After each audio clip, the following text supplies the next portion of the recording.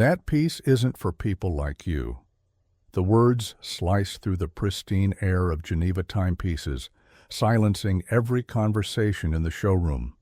The elderly man's weathered hands froze mid-reach toward the display case, his fingers trembling slightly as they hovered over the gleaming watch he'd spent years designing. Around him, patrons in tailored suits and designer dresses exchanged uncomfortable glances, some smirking behind manicured hands, others turning their attention pointedly to their phones. The young sales associate's voice, dripping with practiced refinement, continued to fill the sudden void. "Perhaps I can show you something more appropriate for your budget." The old watchmaker slowly withdrew his hand, the calluses on his fingertips telling more stories than the luxury timepieces surrounding him. Each groove and line spoke of decades bent over intricate mechanisms, of countless hours perfecting the very collection now deemed beyond his reach. His simple clothes, clean but worn, stood in stark contrast to the opulence around him, making him an anomaly in this temple of wealth, a craftsman lost among consumers. The Geneva Timepieces boutique on Rodeo Drive was a cathedral to luxury, where wealth was the only accepted religion. Crystal chandeliers cast strategic light on timepieces worth more than most people's homes, each watch displayed on black velvet as if in state mourning. Today's congregation consisted of the usual devotees, tech executives, old money heirs, and new celebrities, all participating in the unspoken liturgy of exclusivity. They moved through the space with practiced nonchalance, their casual browsing belied by the conscious performance of belonging. Outside, Los Angeles continued its relentless sunshine, the California light filtering through specialized window treatments designed to protect the precious mechanisms inside. The boutique maintained a careful separation from the world beyond its doors. Climate-controlled, sound-engineered, socially curated. It was this separation that made the elderly man's presence so immediately jarring.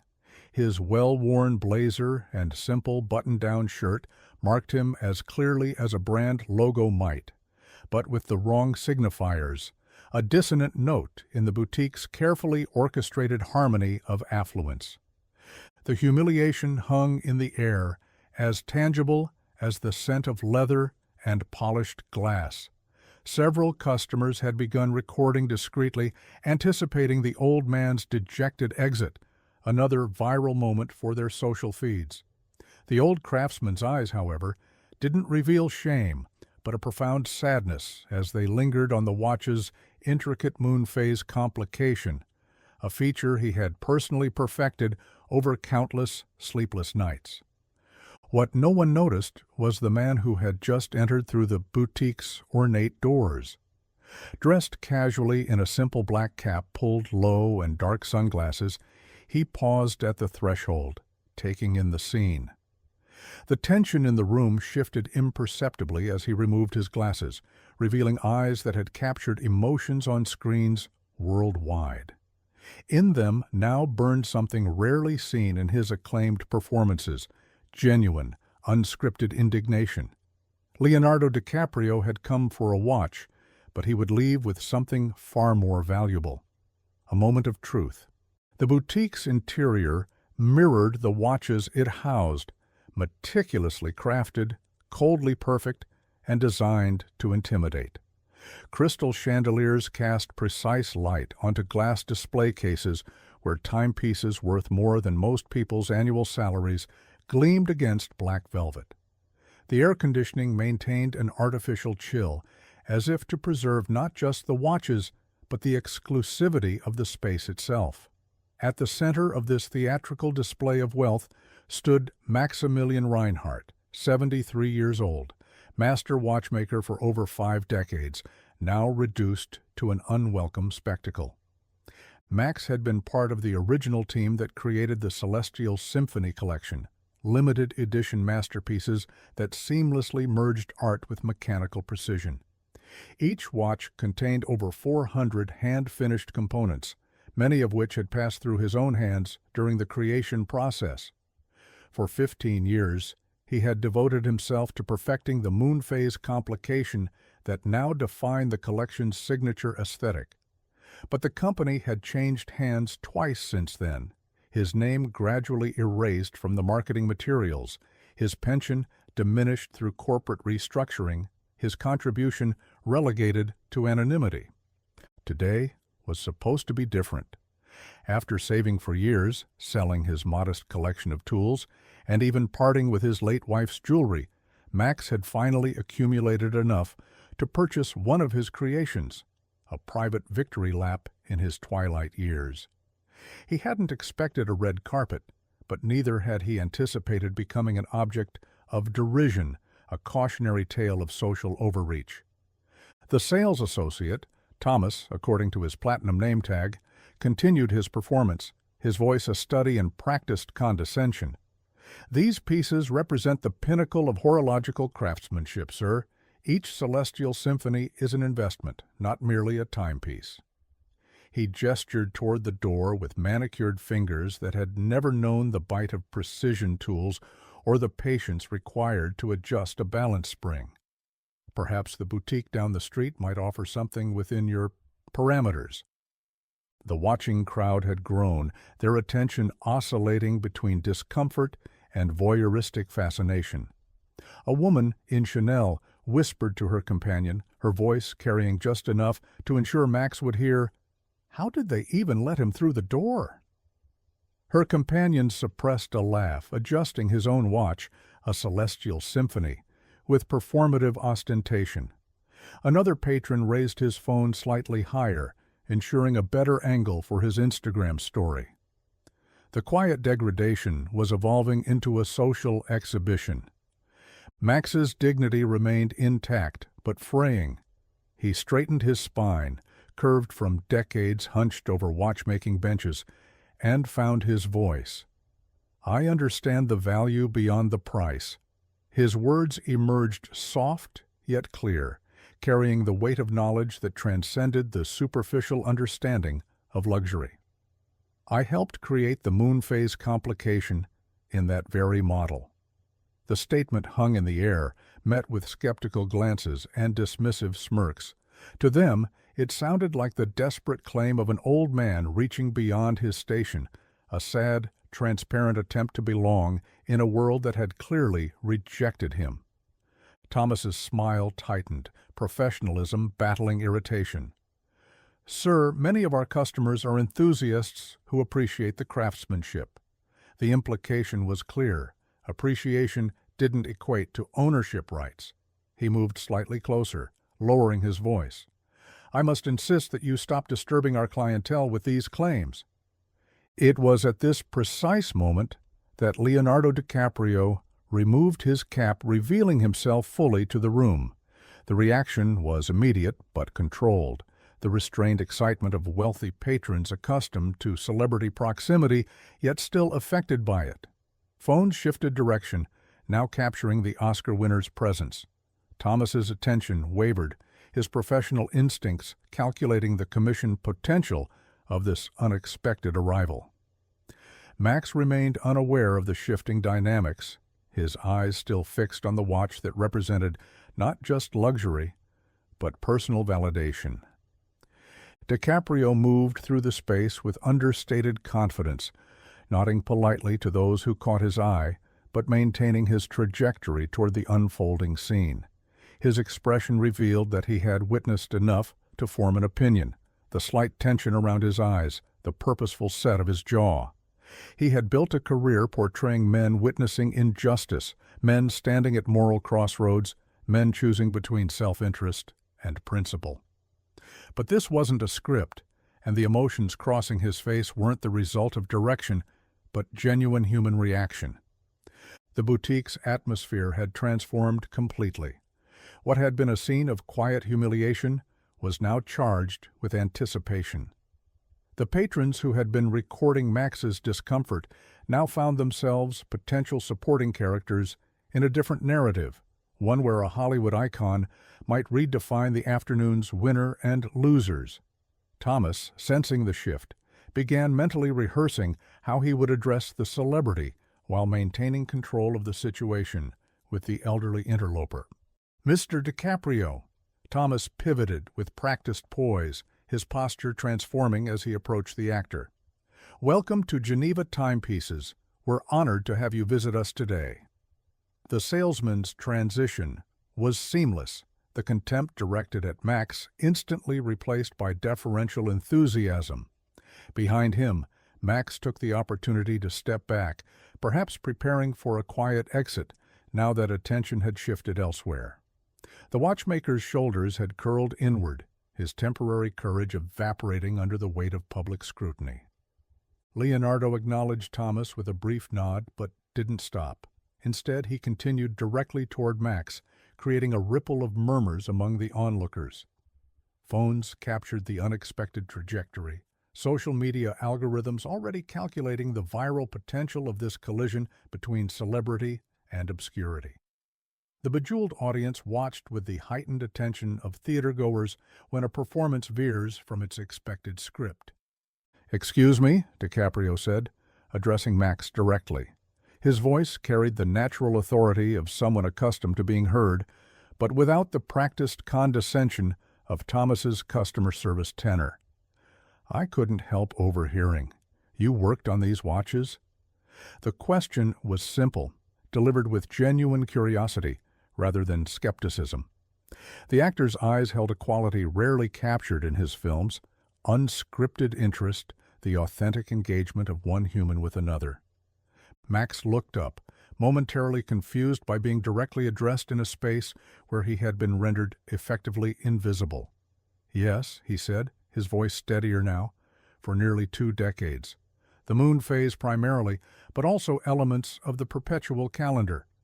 His hand gestured subtly toward the watch, a craftsman's instinct to indicate specific features. "Each lunar cycle is accurate to within 1 day every 122 years. A hint of pride had returned to his voice, not the pride of ownership, but of creation. Thomas stepped forward, recalibrating his approach to accommodate this unexpected development. "Mr. DiCaprio, we have several pieces I'd be delighted to show you, perhaps in our private viewing room?" The suggestion carried a clear subtext, a separation from the elderly distraction, a return to the proper order of the boutique's social hierarchy. Leonardo's response was a subtle shake of his head, polite but unmistakable.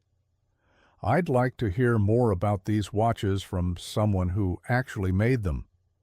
The statement hung in the air, simultaneously complimentary to Max and dismissive of Thomas. The sales associate's smile faltered momentarily before professional training reasserted itself. The watching crowd shifted uncomfortably, their allegiances suddenly complicated by celebrity endorsement of the outsider. "Perhaps you could show me that one?"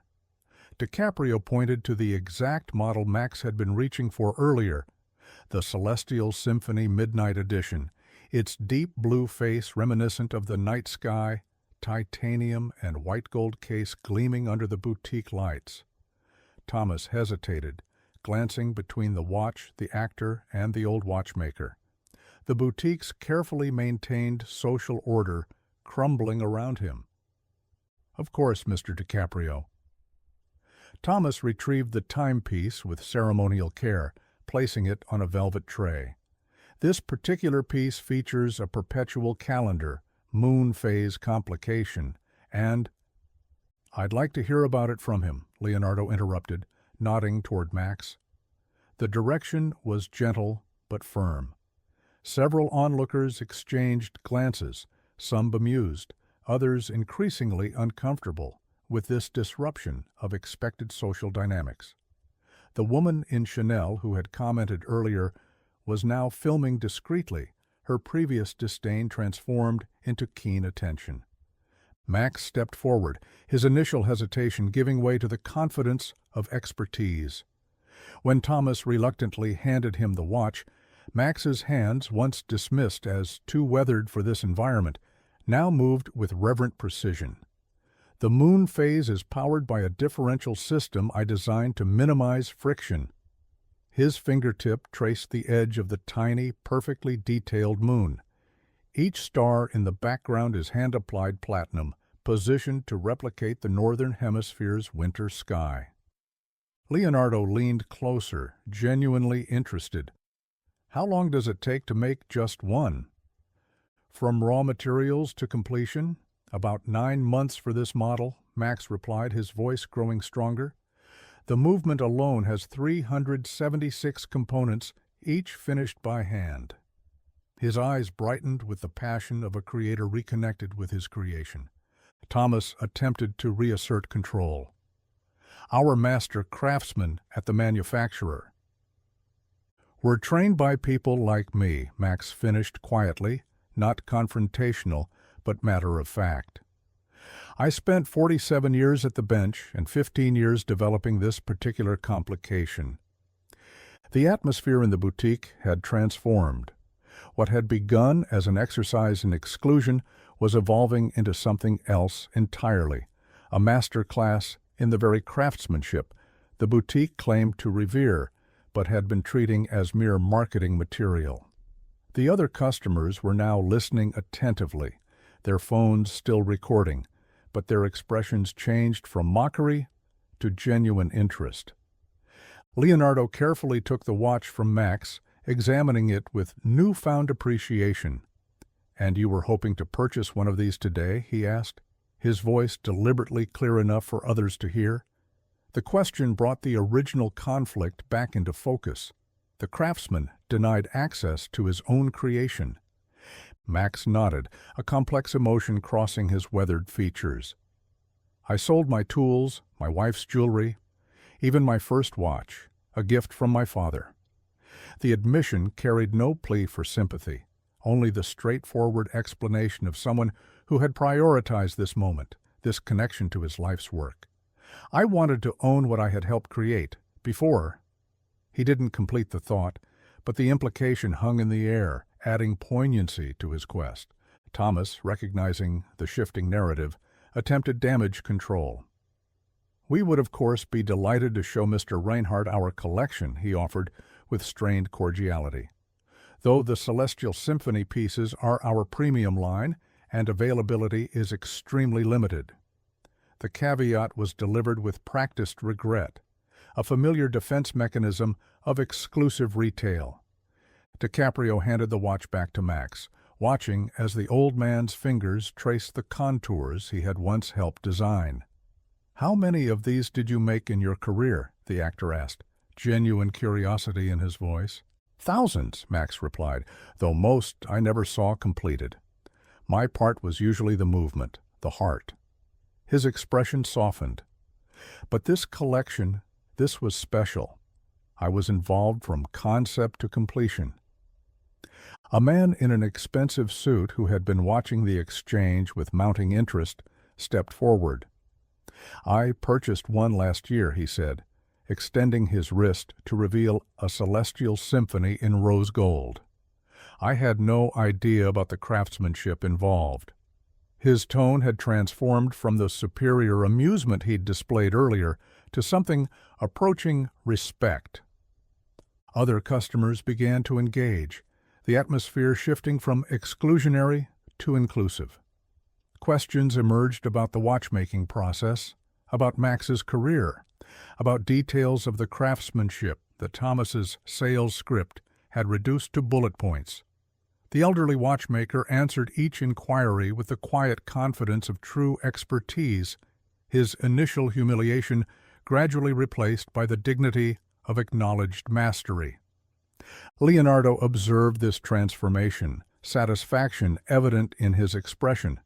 But beneath the surface pleasure at witnessing this reversal of fortune, a calculated determination was forming. The actor had built a career not just on portraying characters who faced moral choices, but making significant ones himself off-screen: environmental activism, humanitarian causes, using privilege to create change. The watchful intensity in his eyes suggested that this spontaneous intervention was evolving into something more deliberate. The boutique's manager arrived on the scene, alerted by the unusual dynamics unfolding on his sales floor.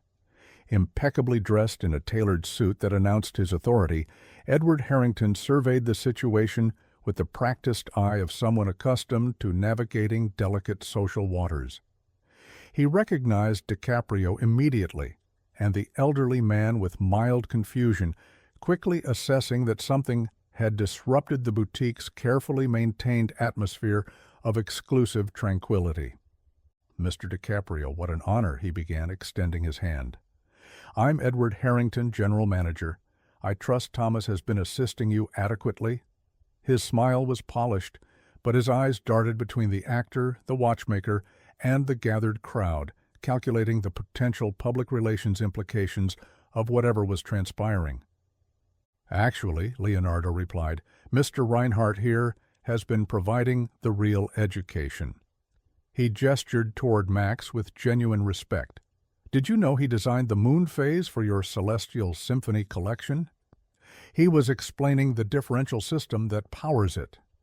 Harrington's expression flickered between confusion and concern. "Ah, yes, many artisans contribute to our timepieces." The dismissive categorization was subtle but clear. Artisans rather than master craftsmen, contribute rather than create. We value the entire production process.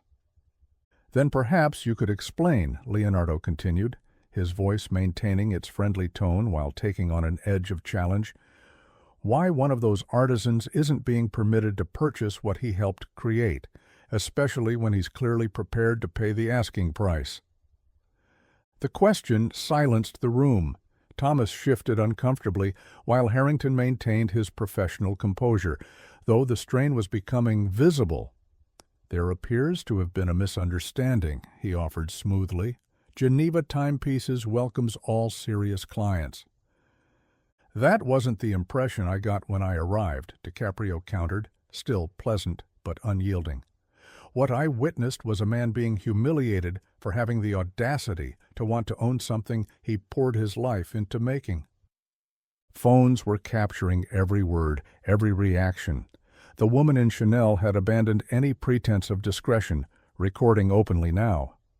Another customer whispered urgently into his phone, apparently sharing the unfolding drama with someone who would appreciate its significance. The boutique had transformed from a temple of consumption to an arena of public accountability. Max, who had been quietly observing this exchange, placed the watch carefully back on its velvet cushion. "There's no need for this," he said, his dignity now fully restored. "I understand how these establishments work." The statement carried no bitterness, only the weary wisdom of someone who had seen the world change around him, not always for the better. "No, I think there is a need," Leonardo insisted, his voice reflecting the measured intensity that had marked his most compelling performances.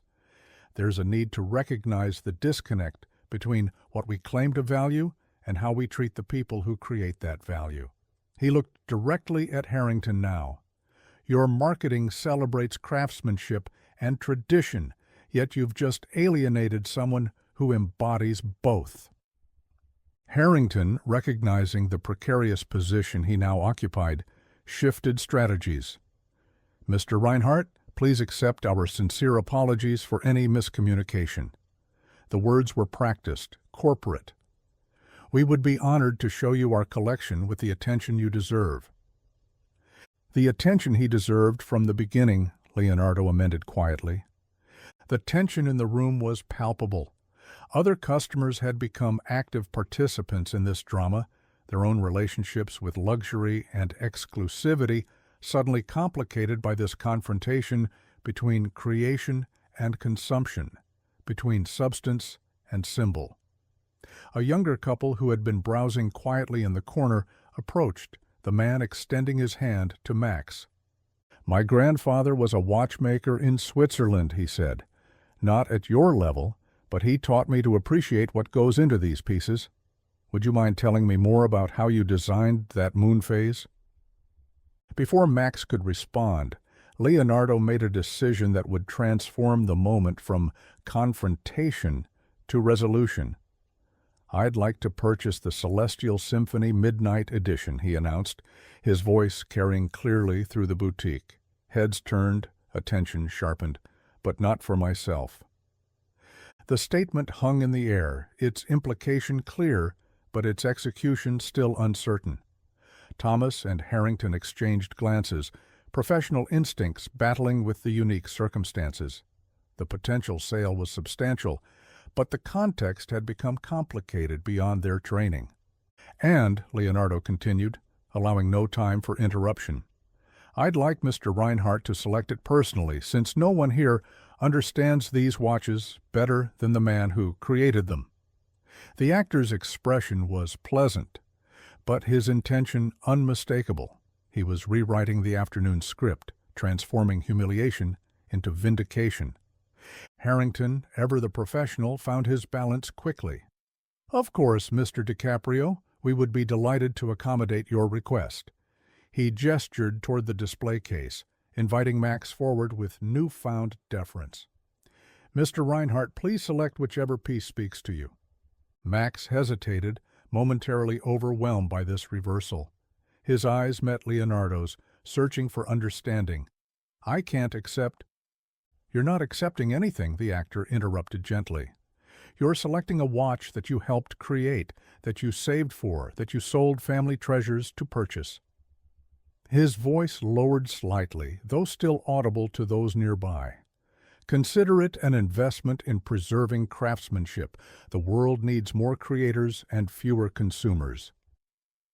The boutique had fallen completely silent, the usual ambient music now seeming insufficient against the weight of the moment unfolding. Even Thomas stood motionless, his practiced sales persona temporarily abandoned, as he witnessed something beyond his training manual. The customers who had been filming now lowered their phones slightly, sensing that they were witnessing something that transcended social media performance, a genuine human connection across boundaries of fame and fortune. With trembling fingers that steadied as they connected with his creation, Max selected the Midnight Edition he had been admiring earlier. He turned it over, examining the transparent case back that revealed the movement within, the beating heart he had helped design, the intricate constellation of gears and springs that measured time with persistent precision. "This one," he said simply. The transaction was conducted with ceremonial detail. Leonardo's credit card appeared briefly. Thomas processed the sale with renewed professionalism, and Harrington personally oversaw the presentation of the watch in its handcrafted wooden box, lined with blue leather. Throughout the process, Max remained near DiCaprio, occasionally answering questions about specific features with the quiet confidence of absolute expertise. When the transaction was complete, Leonardo took the presentation box and, in a gesture that silenced the room once more, handed it directly to Max. "This belongs with the person who understands its true value," he said, loud enough for everyone to hear. "Not as a status symbol, but as the culmination of a life's work." Max accepted the box with both hands, the emotion of the moment visible in his eyes, but controlled with the same discipline that had allowed him to work with components so small they could barely be seen without magnification. "Thank you," he said simply, the words carrying the weight of vindication beyond their syllables. The gathered crowd, seemingly moved by collective impulse, began to applaud, at first tentatively, then with growing conviction. It was an acknowledgement not just of celebrity generosity, but of something more fundamental, the recognition of worth beyond wealth, of creation over consumption, of substance over status. Even Thomas joined after a moment, his understanding of the boutique's purpose subtly but significantly altered. The immediate aftermath transformed the boutique's atmosphere.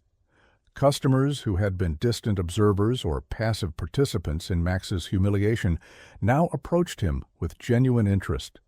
The woman in Chanel, who had earlier mocked his presence, now extended her wrist, displaying her own timepiece and asking questions about its mechanism with newfound humility.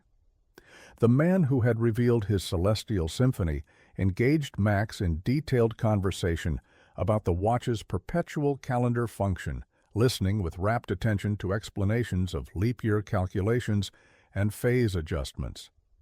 Leonardo remained present, but stepped slightly back, allowing Max his moment of recognition without the overshadowing effect of celebrity. He watched with quiet satisfaction as the elderly watchmaker transformed before his eyes, spine straightening, hands gesturing with increasing animation, voice strengthening as he shared knowledge accumulated over decades. This was not just restoration of dignity, but recognition of mastery, the acknowledgement that true value resided in creation rather than consumption. Harrington, ever conscious of the boutique's image and sensing opportunity in this unexpected turn of events, approached Leonardo with practiced charm.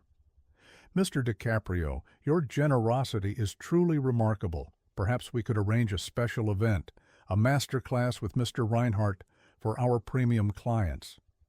The suggestion revealed how quickly exclusivity could adapt to incorporate new forms of distinction, how rapidly the language of luxury could absorb and commodify even challenges to its foundations.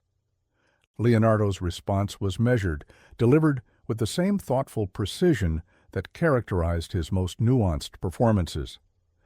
"I think Mr. Reinhardt has already given everyone here a master class today in more than watchmaking." The statement was pointed but not confrontational, an observation rather than an accusation. "But I'm sure he'd make his own decisions about future engagements." The boutique's doors opened again, admitting a young couple who paused at the threshold, sensing the unusual energy in the normally subdued space. The woman glanced at her phone, then at Leonardo, then at Max, connecting digital information with physical reality. "Are you Mr. Reinhardt?" she asked, approaching the watchmaker with unexpected directness. "The designer?" "It's already trending." She turned her screen to show a social media feed filling with clips from the preceding confrontation, #number Watchmaker Justice and number DiCaprio moment. Max seemed bewildered by this digital extension of the physical encounter, but Leonardo understood immediately. What had happened in this rarefied retail space was no longer contained within its walls, but was propagating across platforms, narratives forming and reforming with each share and comment. The story was evolving beyond its participants' control, taking on the momentum that characterized truly viral moments. Thomas, who had been maintaining professional composure throughout, approached with renewed deference. "Mr. Reinhardt, would you like some water? Coffee, perhaps?" The offer was symptomatic of his recalibrated understanding. The elderly man he had dismissed was now someone whose approval carried weight, whose opinion mattered in ways that transcended the immediate sale. Across the boutique, other customers were engaged in their own reconsiderations. A middle-aged executive who had been browsing silently looked at the watch on his wrist with newfound thoughtfulness, perhaps seeing for the first time not just its price tag, but the human investment it represented. Two younger men who had entered during the confrontation were now closely examining the mechanical movements, visible through transparent casebacks. Their focus shifted from brand prestige to technical artistry. What had begun as an isolated incident of exclusion had transformed into a moment of collective reflection on value, worth, and recognition. Leonardo observed this ripple effect with the satisfaction of someone who understood narrative power, how single moments could catalyze broader reconsiderations, how personal confrontations could illuminate systemic disconnections. As the initial excitement began to settle, Max carefully secured his new watch around his wrist, the culmination of decades of craft now finally returned to its creator. He gazed at it not with the fleeting satisfaction of acquisition, but with the profound connection of recognition. Each tick represented not just the passage of time, but the persistence of creation, the endurance of craft, against the commodification of luxury. Leonardo prepared to depart, his unexpected mission accomplished. He extended his hand to Max, the gesture bridging worlds typically kept separate by wealth, fame, and social construction. "I came in looking for a watch," he said, warmth evident in his voice. "I found something far more valuable." Max's weathered hand clasped the actor's, strength meeting strength across generational and social divides. "Thank you for seeing what others didn't," he replied simply.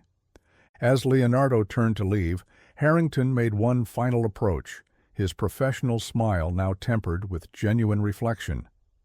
"Mr. DiCaprio, your intervention today has been educational for all of us." The admission carried the weight of institutional recognition, an acknowledgement that something fundamental had shifted in the boutique's carefully maintained social ecosystem. The actor paused at the threshold, framed momentarily in the doorway like the final shot of one of his films. "The most valuable things we own," he said loud enough for the entire showroom to hear, "aren't valuable because of what they cost or who else wants them. They're valuable because of the humanity they contain." With that, he replaced his cap and sunglasses, stepping back into the anonymity of the street outside.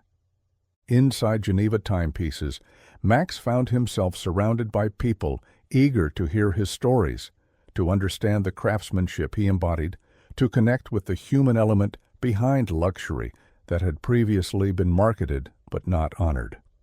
The sales associates watched with a mixture of professional calculation and genuine reconsideration, their understanding of value visibly evolving in real time. Outside, video clips continued to multiply across social platforms, comment sections filling with reflections on craftsmanship, celebrity responsibility, social exclusion, and human dignity. What had transpired in the boutique was expanding outward in digital ripples, challenging thousands of viewers to reconsider their own relationships with consumption, creation, and worth. The watch on Max's wrist continued its precise rotation, measuring seconds, minutes, hours with mechanical perfection. But now it measured something else as well, a moment when true value had been recognized, when creation had been honored above consumption, when humanity had transcended price. With each tick, it marked not just the passage of time, but its meaning.